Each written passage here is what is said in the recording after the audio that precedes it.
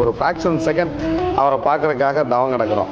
இந்த உலகத்திலேயே வரம் வாங்க முடியாத ஒரே கோவில் சபரிமலை மட்டும்தான் அப்படின்னு. இது என்னையா அநியாயமா இருக்கு? ஊரே அங்கே தான் போய்கிட்டு இருக்கு.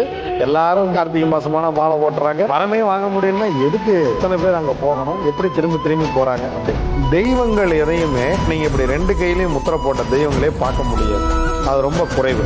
பெருமாள் பார்த்தீங்கன்னா ஒரு கையை இப்படி வச்சிருப்பார். முருகன் பார்த்தீங்கன்னா ரெண்டு கையும் இப்படி வச்சிருப்பார். நீங்க எல்லா முருகன் கோயிலையும் பார்த்துருப்பீங்க.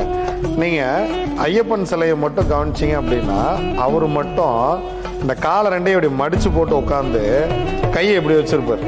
இதுக்கு பேர் ஆபத் பாந்தவ முத்திரைன்னு பேர். நம்ம சித்தர்கள் வந்து காட்டில் போய் தியானம் பண்ணும்போது இந்த முத்திரையை போட்டுக்குவாங்க. இந்த முத்திரையை போட்டிங்கன்னா கொஞ்ச நாள் கழிச்சு இந்த முத்திரையை எடுத்தாதான் காது கேட்கும். இந்த முத்திரையில் இருந்தால் காது கேட்காது. Download ShareChat.